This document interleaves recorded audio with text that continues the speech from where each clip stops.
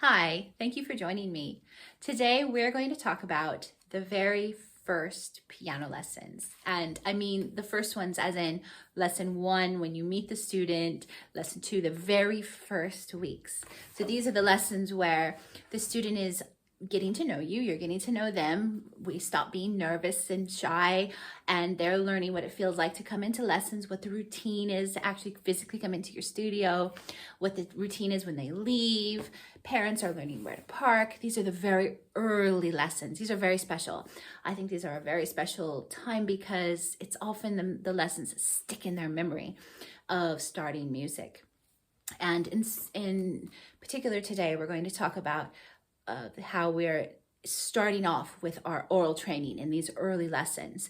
Because of course, in the PianoForte method, it's all about oral training using movable solfa. And in level one introduces throughout the book in a progressive way all of the diatonic solfa. So in the beginning, the student arrives at lessons and we go through all the introduction and we begin with the basics. Now, I think when I was a younger teacher, I would kind of feel maybe pressure to sort of whiz through these early concepts so that, I don't know, maybe the student and the parent felt like we were making progress. The longer I teach, the longer I spend in this early stage. And I will just hover in these early concepts as long as necessary because it is so valuable later on. So of course, the first things are, getting to know how we use the hands, how we refer to the hands with numbers and right and left and finger numbers, and how we interact with the instrument.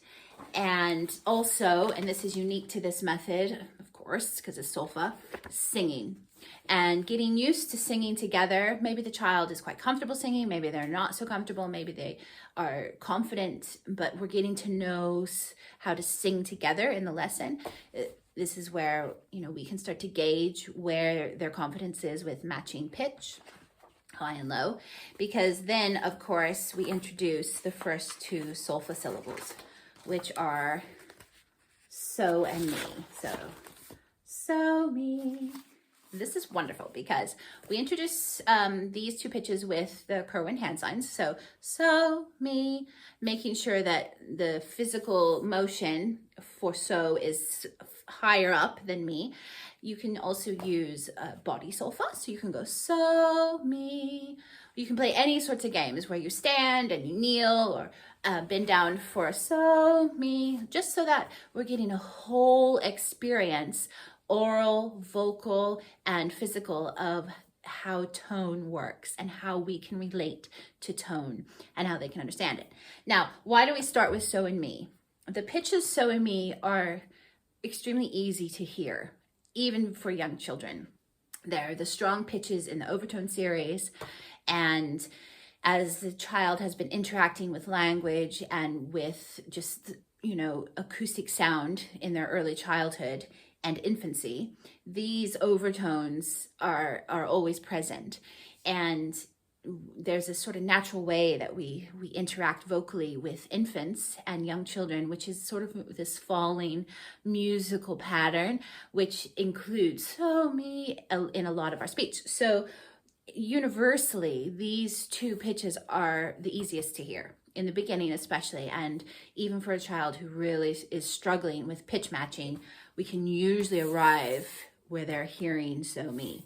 Now on the piano, this is really, even though the piano is fixed pitch, we can use this method so effectively on the piano because, especially if you're using an acoustic piano, because it's resonating all these really rich overtones, which is, going to resonate with the child's understanding of them. But also, it's practically quite easy to move around. So straight away in the beginning, from the very first moment we're interacting with the keyboard, the student can transpose. And this is really important, not just for fun, but because we're teaching them to have an understanding of how pitch relates to each other. And to play so, me in different positions really reinforces that understanding. So the first little song in this book is called Flying Birds. And it's goes birds are flying in the sky. So, me. And it just is those pitches. And it's laid out in these little cute diagrams, which are really easy for them to see, and they can practice at home. So it's wonderful, so in me, because you can put one note in the right hand and one note in the left hand. And in addition to that, you can use the third finger of each hand. So straight away, we have oral development and we have healthy technique. So when they're using the third finger, we can make sure that they have a straight arm and beautiful alignment all the way down to this tip.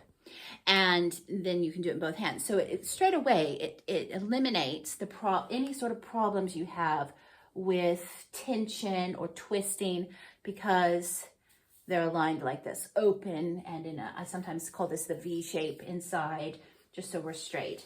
And I mean, technique takes time no matter what, especially because a young child physically grows. But this is a wonderful way to start it. Now, we sing the words. We maybe play them on some auxiliary instruments, maybe some xylophones, chimes, those wonderful bells. And then we bring it to the piano and we sing and we play. And these are the first early lessons. As you can see, this can take time in the early lessons. Then we introduce rhythm. We introduce rhythm straight away so we can start to get into some notation. So it's pulse and then rhythm. And we introduce the crotchet or the quarter note and the minim, also the half note. And that way we can get a little bit of phrasing. And then it's written like this instead. So me. And this is where we're going to pause today, because I think it's really useful before we learn the next solfa. Sometimes we need a little bit of extra time at this stage. And that's why we have a supplementary piece that you can use in addition. So this is in the membership. So if you're using this book as a book, and a membership, that you have the membership and the student has the book, you can just print this off so then they have both. If you're just using this method with the membership, they will have a printed off copy of this and a printed off copy of this. So that by the time they get to this sort of assignment, My Bike, they can have two pieces to work on and you can spend a little bit of extra time. Now I'm going to demonstrate just briefly how this works with the physical technique on the piano. So we have little mouse, and look, that's a cute little mouse. So we have little mouse and we have some rhythm, basic rhythm. It's not divided into bars. We do that very soon after this, but not yet. So we're just literally singing the words and kind of counting ta, ta, ta, ta, and counting like that. Now this is fun because this kind of pattern isn't often found in these early lessons where we are sharing black notes and white notes together. So it's sort of a more advanced key, I guess you could say. But it's fun because they understand how it works and they can start to get that technique straight away. So let me just demonstrate how it looks on the piano when we're playing this way. So I'm gonna adjust this a bit. Okay, so we have little mouse. And for example, if I play in this key, this is the key of G. So is D, me is B. I am using the third. We have been singing it together. We've maybe done some instruments together. We've maybe walked around, marched, whatever. We've done loads. They know the words and we can sing it. So it goes like this. So, me. Straight away we have this beautiful motion, a physical motion. We have crotchets and minims. We have shorter notes and a longer sound.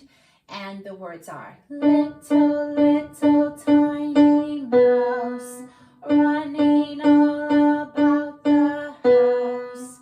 Skitter here, scatter there, pitter patter everywhere. And then they can transpose it. Tiny mouse, and so on. And that can be a second assignment. So that gives them just a little bit of extra work before we add the next solfa syllable, which is la. And it's so useful to have a little bit of extra time in the beginning. And also it has, as all the pieces in the book do, has a little teacher accompaniment, which you'll have to transpose, but it's written in one of the keys, written in G, if you want to play it in the other keys. So it straight away is useful for recital. And I have had students play in recital with the very first songs, and we go through the whole formality of performing with bowing and sitting and focusing, and we play Flying Birds or one of these, and I play the duet and they bow, and they're off without a hesitation. So that is how we introduce aural development, aural training in the very first lessons of the PianoForte method. And that's level 1. Thank you. See you next time.